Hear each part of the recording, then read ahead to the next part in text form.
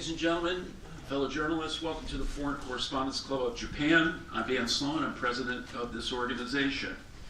Our guest today, Israeli Ambassador to Japan, Gilad Cohen, joins us as hostage and prisoner exchanges continue in the first phase of what remains a fragile ceasefire between Israel and Hamas in Gaza. 2 Israeli and 5 Thai hostages were freed on Thursday in southern Gaza amid swarming crowds, which prompted calls from Israeli Prime Minister Benjamin Netanyahu about risk to their safety, as well as the International Red Cross. An 8th Israeli hostage, Agam Berger, was freed separately in northern Gaza. More than 100 Palestinian prisoners were also freed and arrived in Ramallah by bus and met by a huge crowd. According to the Associated Press, Israelis rejoiced as images of these freed hostages reuniting with families were shown live on television there.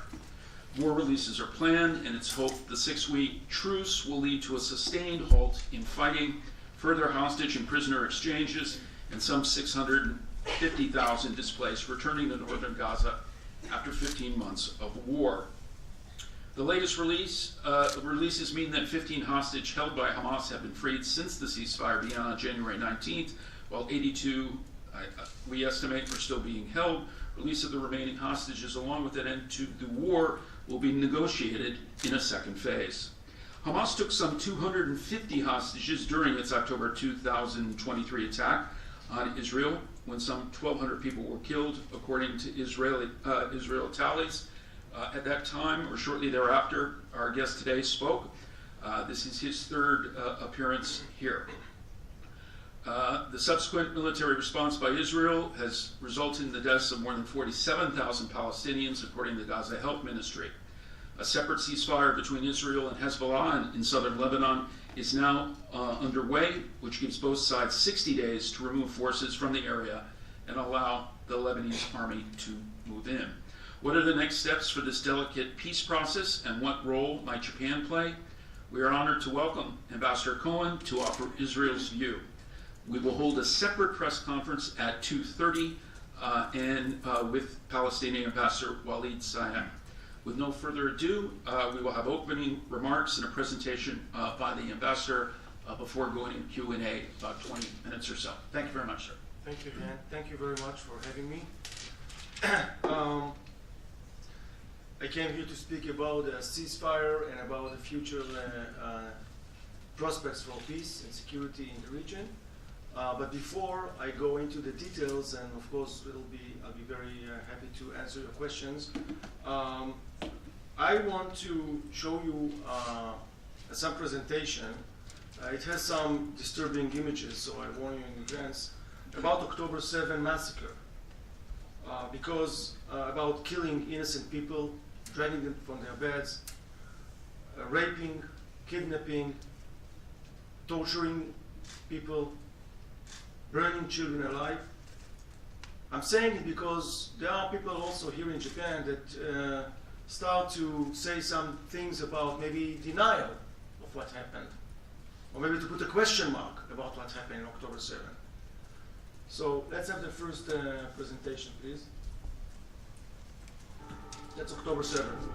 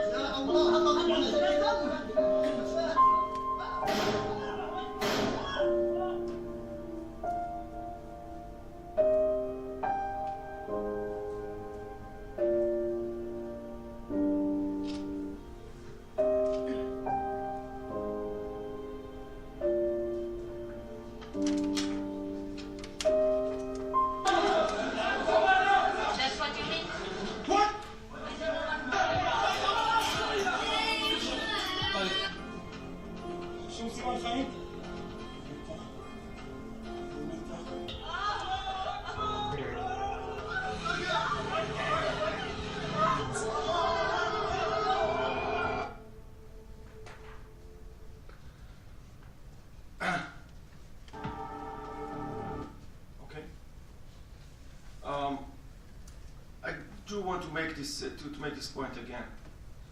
I want to remind that Hamas killed a whole family.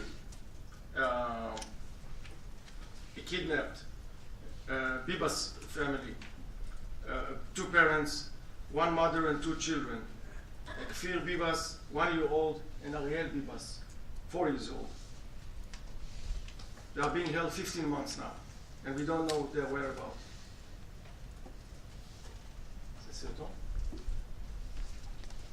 This is, you can see the video that they were kidnapped.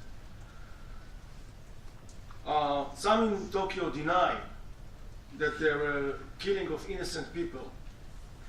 I want to show you Kafishter family, 4 people, a child 8 years old and a child 5 years old, all killed by terrorists, by Hamas terrorists. The Kedem Simantov family, they were killed in Nir Oz, all of them. 2 twin daughters, 5.5 years old, and Arbel, 2 years old, Omer. I want to make this, this is important for me to say, because the denial of what happened on October 7, it's exactly a denial of the Holocaust. And I cannot accept this.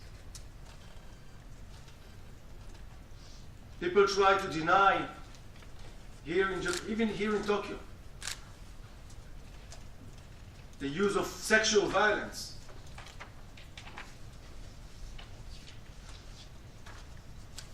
I have the report of, and I distributed to you also, written by the special envoy of the Secretary General to examine sexual violence, who is saying exactly the brutality in sexual violence on October 7, and you can listen to her. If you don't have it, please look at it, because there are people that are denying. In terms of findings on sexual violence, we found clear and convincing information that sexual violence, including rape, sexualized torture, and cruel, inhuman, and degrading treatment have been committed against hostages, and we have reasonable grounds to believe that such violence may still be ongoing against those in captivities. We found that there are reasonable grounds to believe that conflict-related sexual violence, including rape and gang rape, occurred in at least 3 locations, namely the Nova Music Festival site and its surroundings, Road 232, and Kibbutz Rein. In most of these incidents, victims were first subjected to rape, then killed. In addition to these specific locations, we also found across multiple locations of the Gaza periphery a pattern of victims, mostly women, found fully or partially naked from the waist down, with their hands tied behind their back and or tied to structures such as trees and poles, and shot. In terms of kidnapping citizens, babies, children, Holocaust survivors, women, it's against every international norm, every legitimate understanding. Yesterday, you said then that there was one of the hostages was released, Gadi Moses. He's 81 years old. He's a grandfather of 10 grandchildren. Who does this kind of thing to kidnap 8 years old man? Keeping him in tunnels for 15 months. People are saying, some of them, that the Israeli hostages are kept in a very good conditions, humanitarian conditions. So let me tell you something about it. No Red Cross visits, starvations, beatings. These are their testimonies. They testify on what they suffered, including from yesterday. Sexual violence against them. Torturing. Amit Sosna said it the day before yesterday. She was released from captivity. She said, they tied me up in my legs and in my hands and tied me to a tree, to a stick. They hanged me with my hands and legs tied. And who was the most vicious one and cruel one? The terrorist from the gang that surrounded her. His daughter was treated a few years ago in Israel for cancer. We took his daughter to treat her, we saved her life, his daughter's life. We saved them. His daughter. He was the most cruel one. The women that were released yesterday spoke about they had to cook for the terrorists. They had to clean, but they were not allowed to get the food that they cooked for them. So they were like slaves of them. So whoever tells you that there are humanitarian situation, please ask him, yes? So why don't you have the Red Cross visit them? Why can't we have some kind of information? Their whereabouts. They killed in cold blood. 6 of them, and many more that we don't know. Hersh Goldberg Polin, Eden Yerushalmi, Ori Danino, Alex Lobanov, Almog Sarusi, and Carmel Gat just this August. They just assassinated them. What kind of humanitarian situation they are being held? So that's just to put, I'm sorry to show you this kind of thing, but the truth should be said. And it's said also not by us, by the UN, about what happened on October 7. Now let's go to just briefly about the stages of the ceasefire.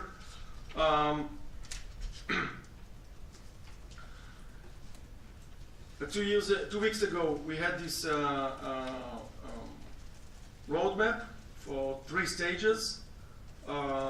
First stage, as you said, Dan, 33 hostages should be back to Israel, most of them alive, in return to something like 1,900 prisoners. By the way, the prisoners, people try to say, prisoners are prisoners. No, no, no. We have hostages that were kidnapped, the Israelis. The prisoners that were released are terrorists with blood, some of them blood on their hands. They are being tried and being imprisoned because they commit terrorism. Now we have 82 hostages still there. There is a second phase. It will start on Monday. The negotiations will start on Monday, after 16 days from the first signing of the agreement. And then there will be a third stage. You see that still there are violations by Hamas for the ceasefire. Several times they don't give the names as they were supposed to. They didn't release on time Arbel Yahud. The Bibas family, still it's unknown their condition, the mother and 2 children. And you saw yesterday how brutal and how dangerous it was to have our hostages back. In Khan Yunis, not securing them, threatening them, cursing them. It was very, very dangerous. It's still a violation of the agreement. So we'll have the second stage, 16 days after the completion of the first stage. We will discuss permanent ceasefire and bringing back all the live hostages and retreating of Israeli forces. And the third stage is giving back all the bodies of our hostages and reconstruction of Gaza. Now, people are talking about the day after. Who is going to control? And I believe there will be maybe questions. I want to tell you very clear, Israel doesn't want to be in Gaza. We don't have any intentions to resettle in Gaza or have our army camps. We left Gaza unilaterally in 2006 because we want Gaza to be independent, to be a neighbor that we can work with. We open our gates for them, try to invest, but instead of taking the goodwill, the appeasement of Israel, they're reaching our hand, they made Gaza as a hub of terrorism to attack Israel, and you saw the consequences not only on October 7th, but even before. Thousands of missiles. Why? So there are some people saying, if only the occupation can end, there'll be peace. We left Gaza. This was a test. Let's work together. Let's live together, side by side. You can work. You can come work in Israel. What did we get in return? Peace? No, we got the worst massacre of Jews since the Holocaust. Because we were opening our heart to them and leaving Gaza. We left Gaza. So whoever tells you this is the occupation, this is wrong. There is no occupation in Gaza, and there was an attack against us. And there are people that are saying, okay, let's have a Palestinian state in the West Bank. Okay, and then what? Are we going to have another October 7? Yesterday, the Hamas leader, Khalid Mashal, said the prisoners that Israel released should act again against Israel. Khalil al-Khaya, one of the heads of Hamas, is saying October 7 is going to be repeated and repeated and repeated because Jews cannot live in Israel and Palestine. You have to understand the ideology of Hamas is like the ISIS ideology, is the same. Just the same. They are saying we are going to destroy Israel. Jews cannot live in Israel, in the Waqf. So Hamas cannot be in control in Gaza anymore. If the day after is to have some kind of reconciliation between Israel and Palestinian people, it cannot be ruled by a terrorist organization. It cannot be ruled by an organization that swears to kill Israelis. And they showed it. They've shown it. I call on Japan to join US, to join France and others, and to say publicly, Hamas cannot be in control in the day after. A terrorist organization should not and will not rule Gaza. Because if they do it, then their number one target will be, as they did in 2006, 2007, the Palestinian Authority. They tried to assassinate Abu Mazen a few years ago when we saved him. After they took over Gaza, they shot the knees of Palestinian officers, Palestinian Authority officers, and then they pushed them from the roof. They killed them. On December 26, 2023, Japan put sanctions, specific sanctions, on Hamas leaders. Yahya Sinwar, Mohammed Defo, Alisa. 22 people of Hamas were designated by Japan as terrorist organizations. This is Japan saying. There were also 5 entities, including crypto company, which was supporting, which financing Hamas. So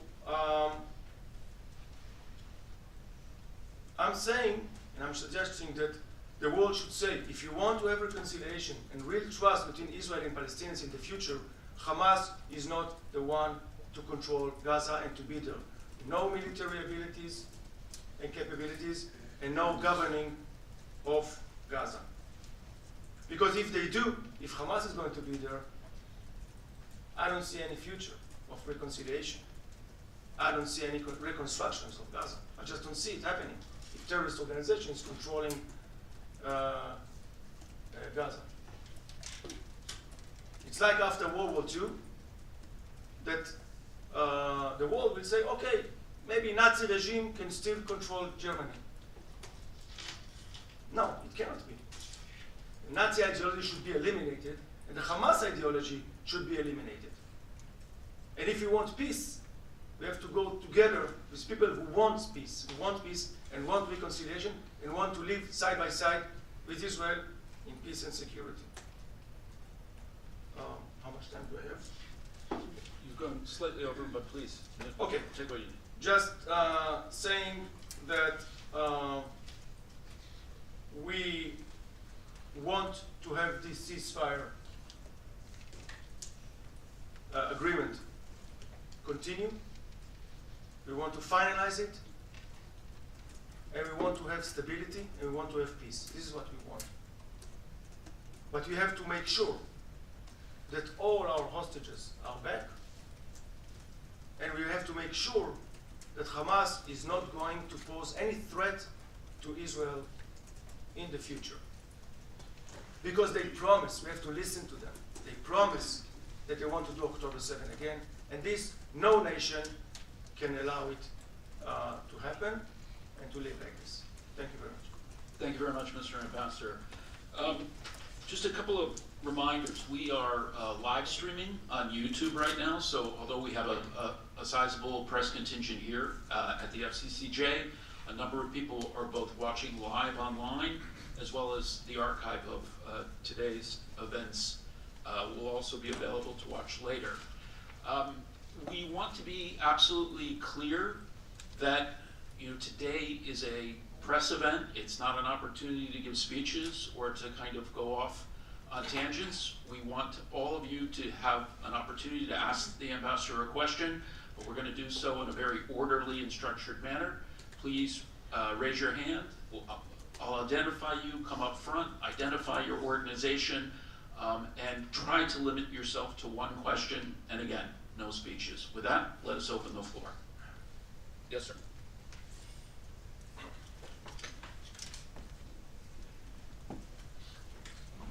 My name is Takuya Nishimura, freelance. Thank you very much for today.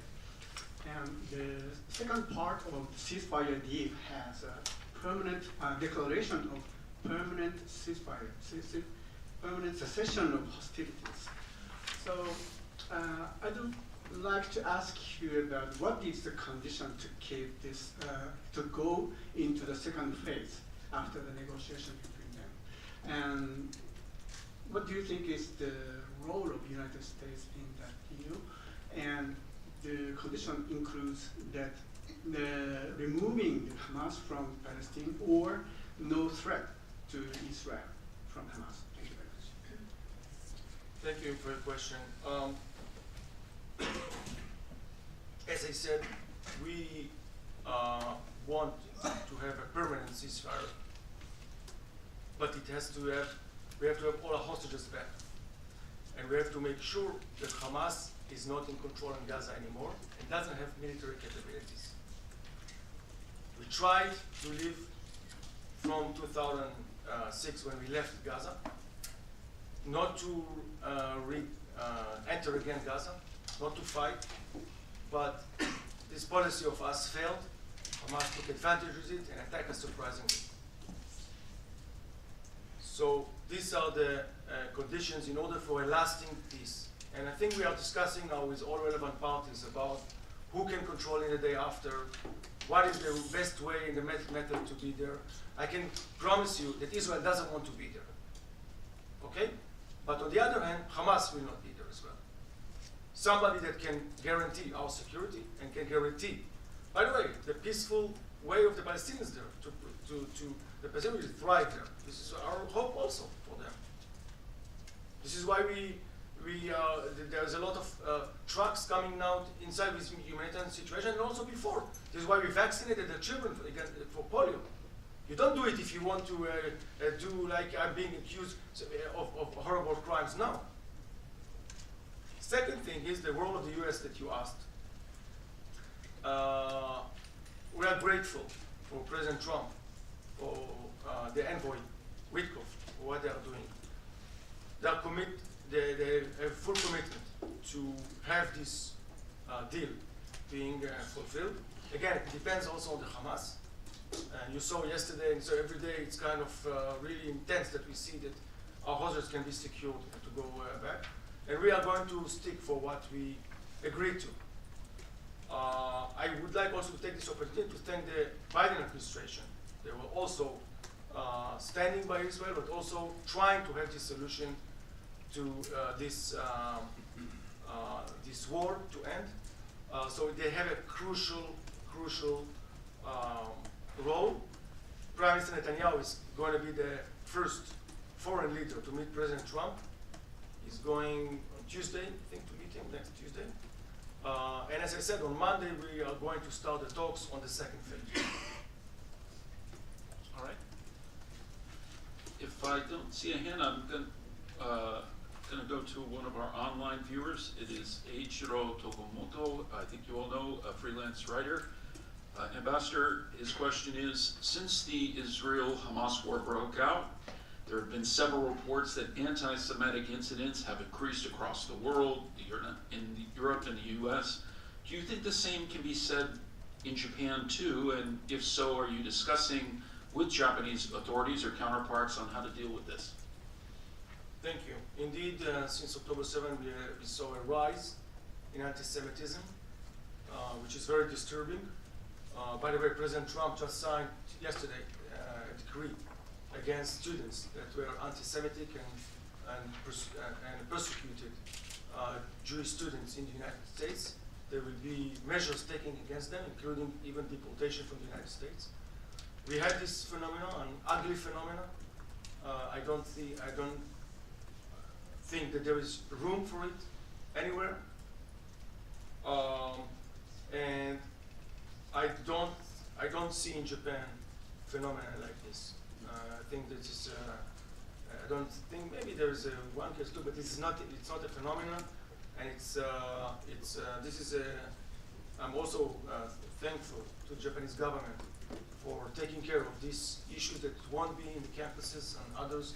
This phenomenon of anti-Semitism, and also since October 7, standing by Israel and acknowledging the right of Israel to defend itself under international law, and calling for unconditional and immediate release of all the hostages. So I take the opportunity to thank the government of Japan. Thank you. All right. Yes, ma'am. Yeah, all the way in the back. Please identify yourself and your organization.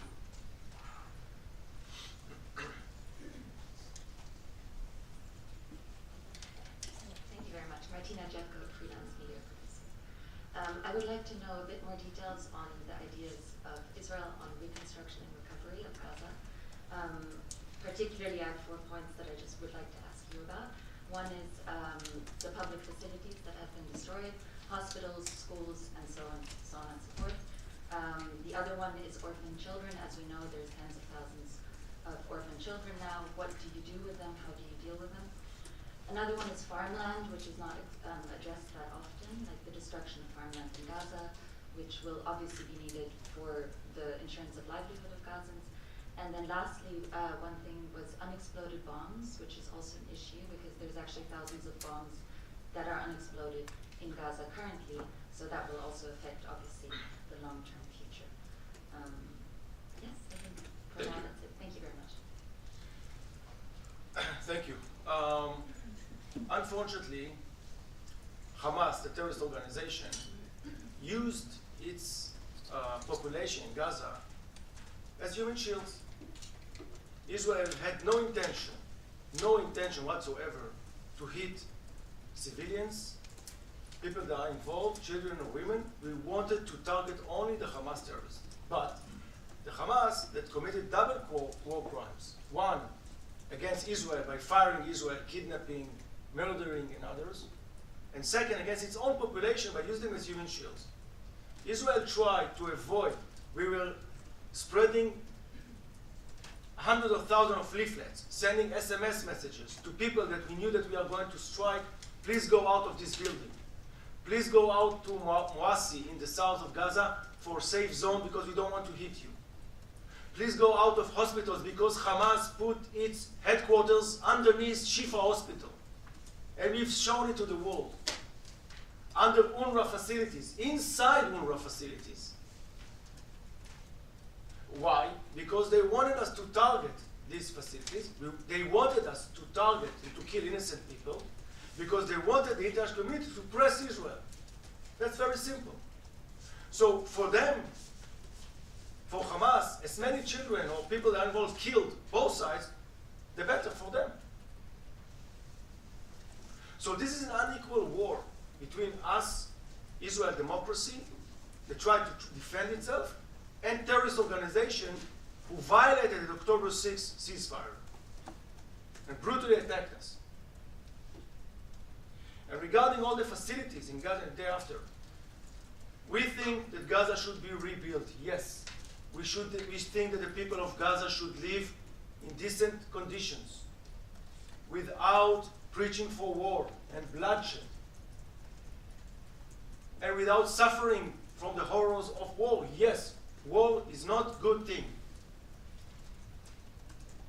But we want Gaza to be demilitarized and de-radicalized. And all these facilities that you mentioned should be rebuilt By who? by the international community and by all the parties involved. By the way, I call also to Japan to be involved, to be a player in the new Middle East. Listen, I believe that 2025 is going to be a dramatic, historic year. We are living in a historic year. That I believe the Abraham Accords is going to be expanded, I hope, to Saudi Arabia, to other countries, even in the Southeast Asia, Indonesia, and others.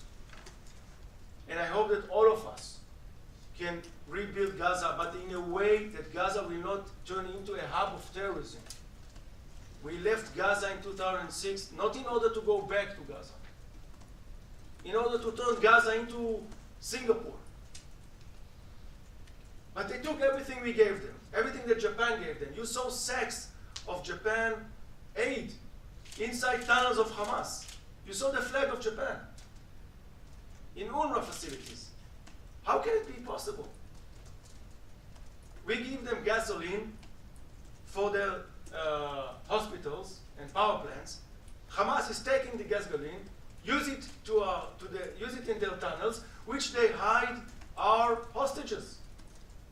So on the one hand, we try to assist, we try to give humanitarian assistance, food, medicine, vaccination, gasoline.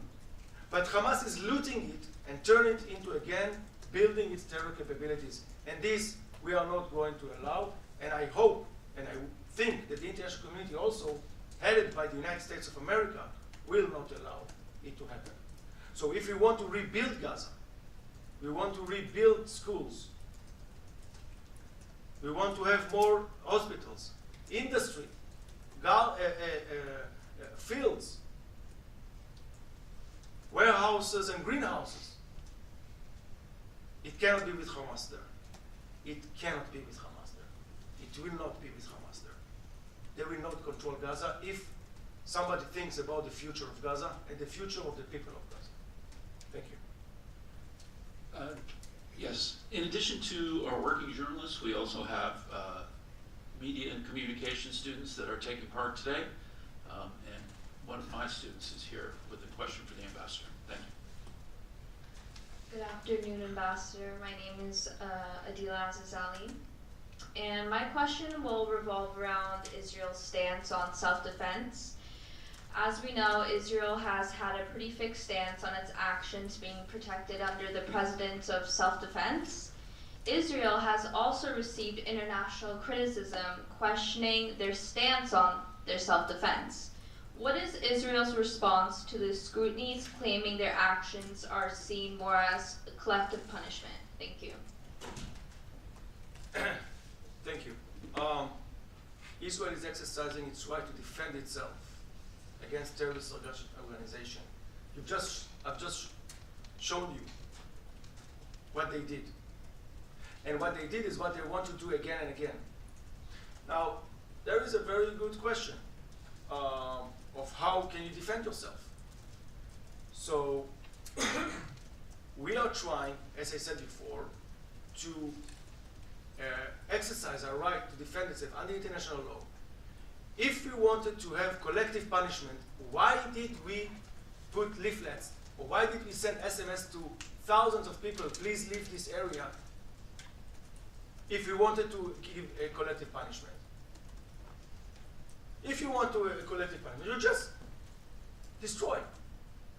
You just bomb without any kind of differentiation.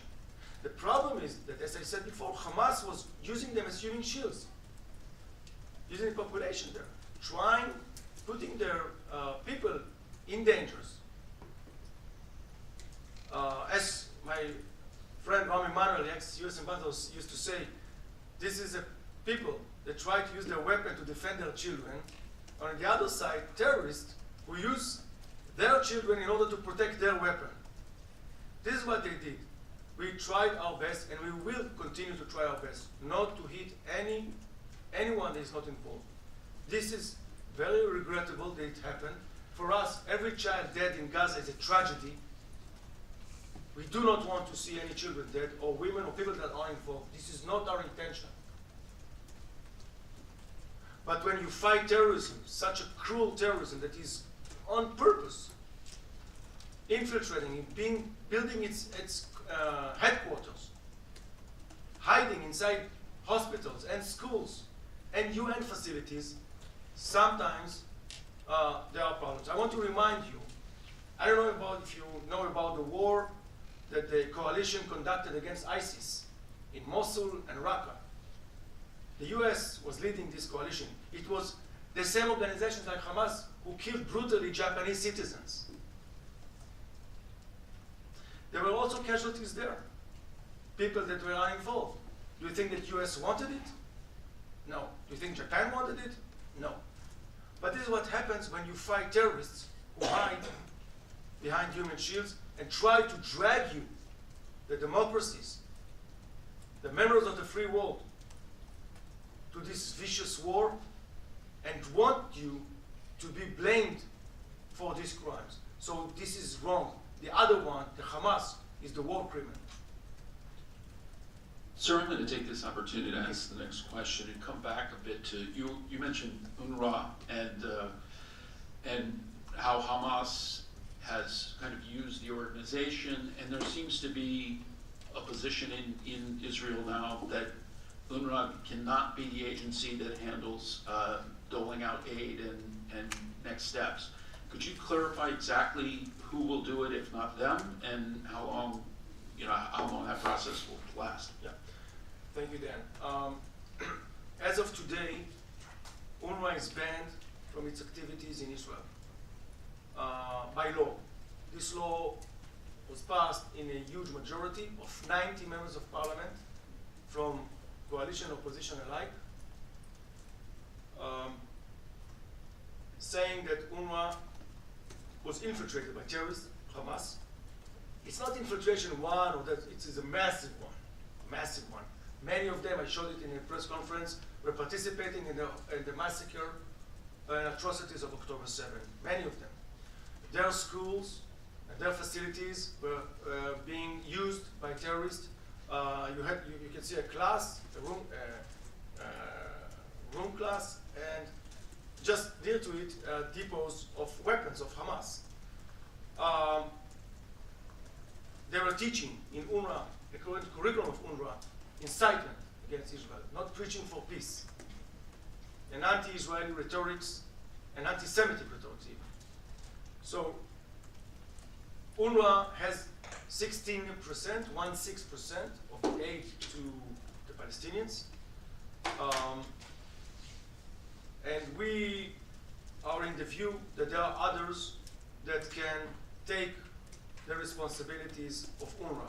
For example, UNICEF, World Food Program, WFO, and others. There are many organizations that we can do it. We've warned UNRWA for years. Stop it. Just no, these are the names of the terrorists that are Hamas members inside your organization. UNRWA failed and betrayed our trust, did not report it to the Security Council, and did not dismiss or fire these terrorists. This is why we had to take this action, and we will work with other organizations, international organizations, including UN organizations, to bridge the gap that may occur with UNRWA lack of activities in the territories. By the way, I just want to remind you that Japan stopped its financing for UNRWA for a while. They renewed it. But when they renewed it, it was not for money, because they knew this money can go for bad causes, for Hamas. It's for hygiene products, for women, for children, not to be used by men or by people that can be Hamas. So even Japan is a bit cautious about what happened to UNRWA, and you saw the legislation in the US Congress and the US decision about financing UNRWA. This is why we are working together with the relevant parties to see other solution for UNRWA. Yes, sir. I guess we're repeating, and then we'll come back to you, ma'am. Yeah, go ahead.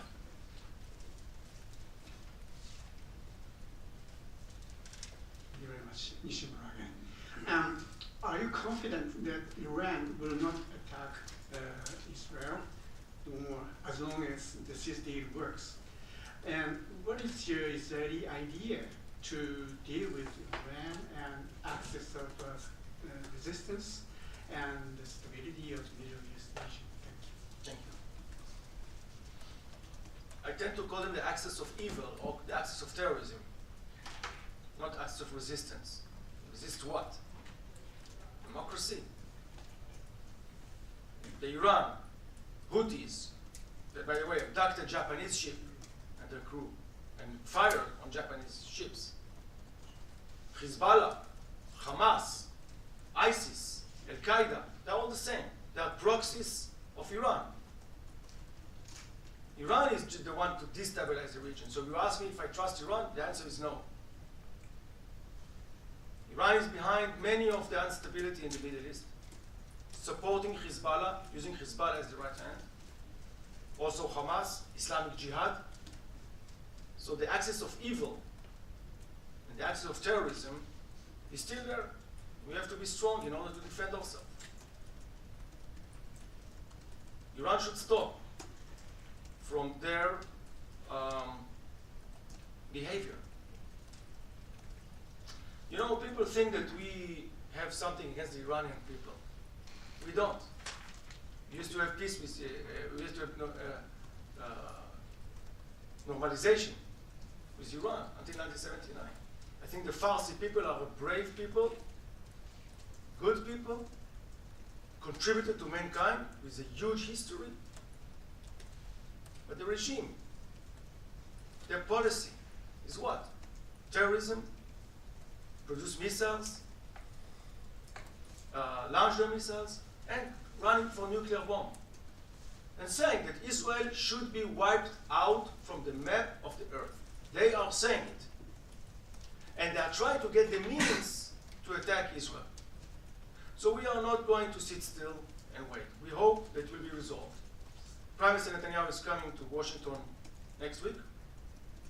I understand, I believe that this issue of Iran will be also on the table.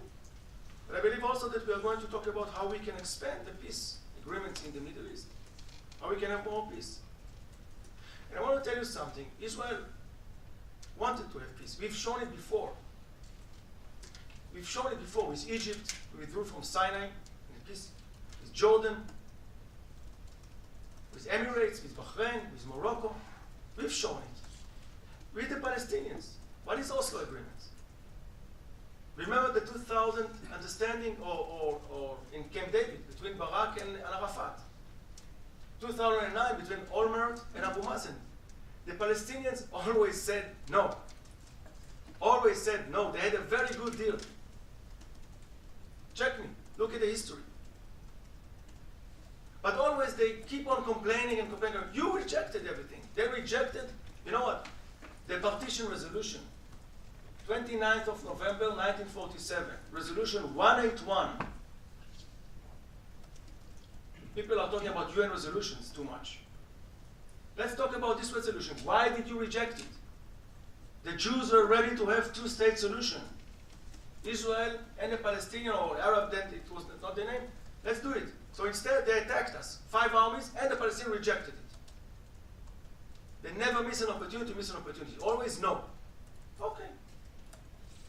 No, I cannot have peace if somebody doesn't want it. So that's my answer regarding Iran. I hope their policy is going to be changed. And you know what? It's very sad for the Iranian people, how this regime is treating them. Hanging people. Chasing homosexuals.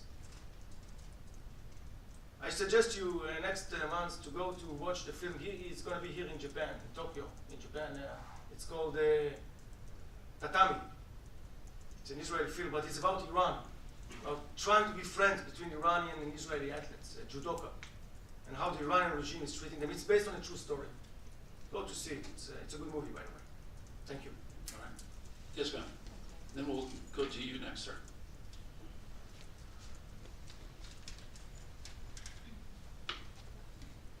Thank you again. So thank you for your answer earlier about reconstruction and recovery. You mentioned that, you explained that you believe that the international community is in fact responsible for the reconstruction and recovery, including Japan. Regarding that, I was wondering, how does the international community put trust in a country, Israel, where its leader, Netanyahu, has an ICCJ arrest warrant against him? Not just Netanyahu, I think somebody else as well. And especially regarding Japan, how does Japan, as part of the ICCJ, keep diplomatic relations with a country that is under such a leader? That is one part of the question, kind of the diplomatic foreign policy. The second one is, as we all know, because media is global, there is really an extremist problem in Israel, inside the domestic population, which has brought upon a lot of hate speech from Israelis against outsiders, particularly Arabs and Palestinians, and how do you deal with that internal domestic problem at home right now? Thank you very much.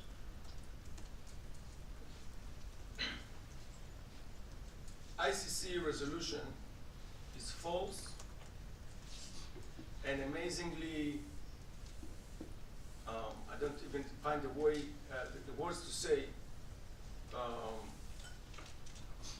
amazing.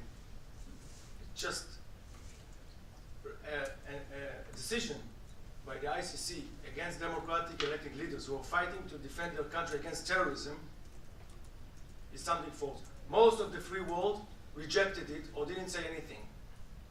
Why? Because they understand that it cannot be.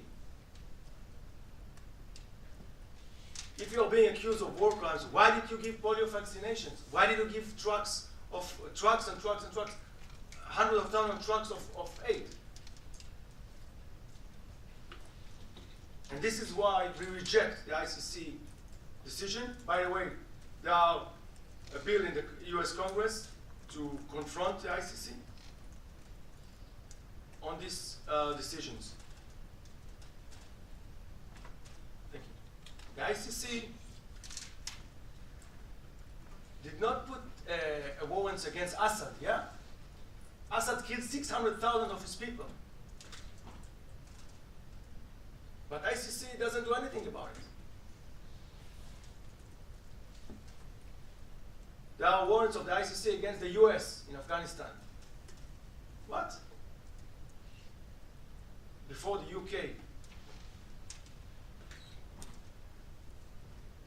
So we reject this ICC resolution and most of the free world as well. Regarding your second question, you asked me about extremism. Of course, this time is not a good time for all of us in the Middle East. I hope that these images that I've shown you, you watched it. I hope you watched it. Okay. So after you see these kind of images, you know it's not so easy to be friends. I hope there is no room for no hatred speech nowhere. No Islamophobia, no anti-Semitism, nothing of this kind. We reject it. I did in my residence, I think it was 3 months ago, 4 months ago,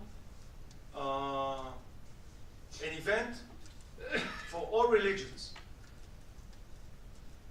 Buddhism, Shinto, Islam, Christianity, Judaism. I hosted it to show and to project the values of peace and the values of reconciliation and talking between religions. I want to remind you that Israel is a democracy. We have Muslim ambassadors. We have Muslim supreme judge. We have Muslims and Christians and others working. They are free citizens and equal citizens, like Jews in Israel. And we respect them. And this is very important for us. There is no room for any hatred of any kind, based on religion, on sex, or identity. No room for it. And I've just said before, if you listened, that even the Iranian people, we don't have anything against the people of Iran. On the contrary, we would like to have peace and reconciliation, but they have to change their policy. Thank you. Yes, sir.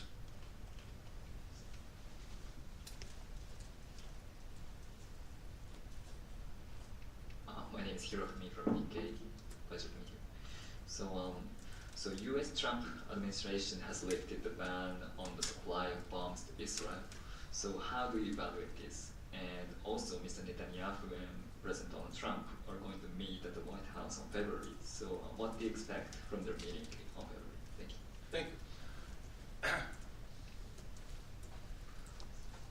We are grateful to President Trump for standing by Israel in all fronts, on ICC, on things that Israel needs, on defending us, on helping the deal to have ceasefire and to secure our hostages. This equipment that we need is not in order to kill innocent people. It is coming for Israel because this is for our protection, our self-defense. And sometimes we need things in order to defend ourselves by targeting the terrorists that want to hit us. That's the only thing that we need. I believe that next week, Prime Minister Netanyahu and Trump is going to have a very important and crucial meeting. We are looking forward to it. We want, first of all, to thank President Trump and his administration for standing by us and by peace. Not only by Israel, by peace. And also to discuss expansion of the peace process, as I said, to other areas, hopefully with the GCC states, hopefully with Saudi Arabia, we'll see. And to think about the day after in Gaza, how we can go further.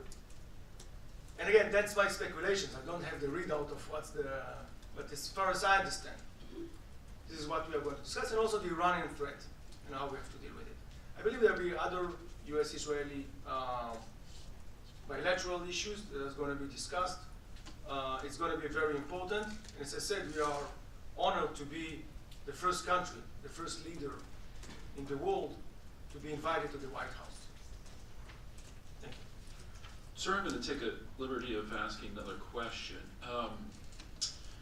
And it does tie to President Trump, who has come out and talked about the possibility of both Egypt and Jordan taking more refugees from Gaza.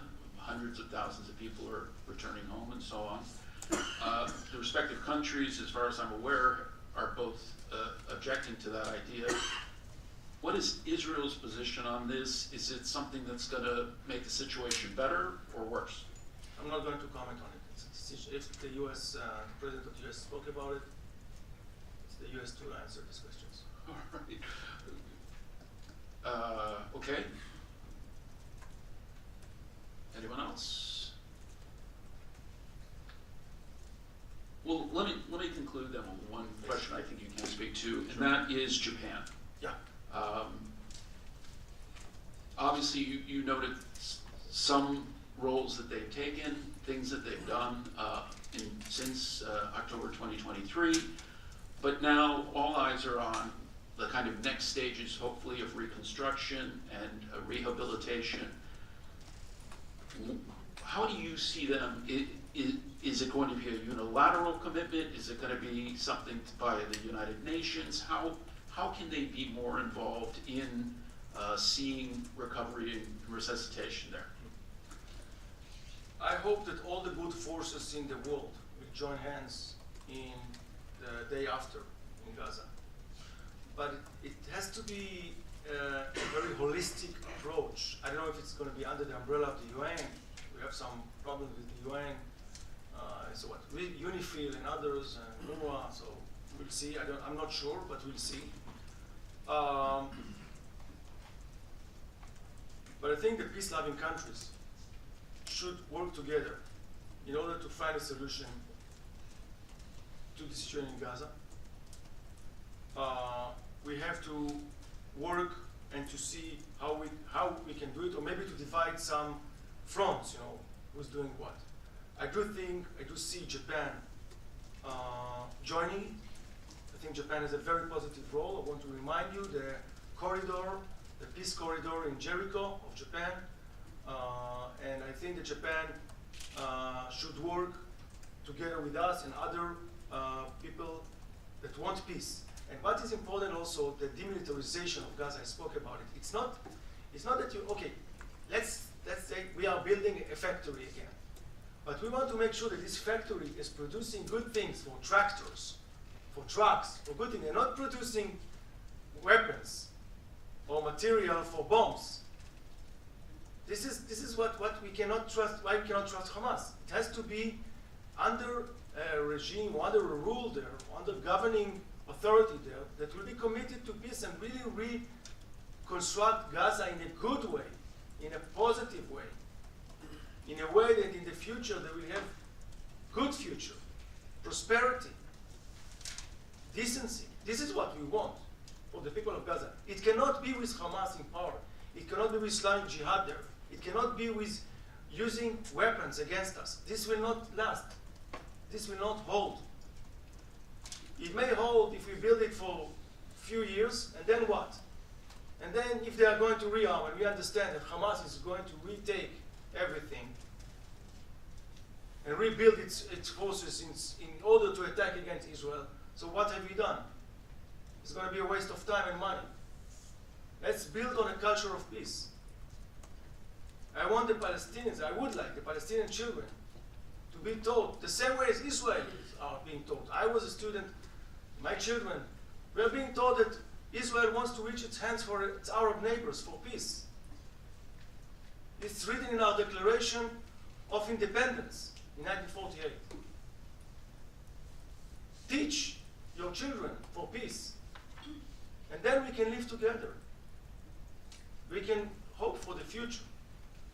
And if I can summarize, I think Japan has a positive role. We will be happy or grateful to see them there in order to build together a new reality of peace and security. Thank you very much. It is our club tradition always for our speakers that we offer them a one-year honorary membership. We look forward to seeing you again. We thank you very much for making time for us in such short notice. Thank you, Mr. Thank you. Thank you.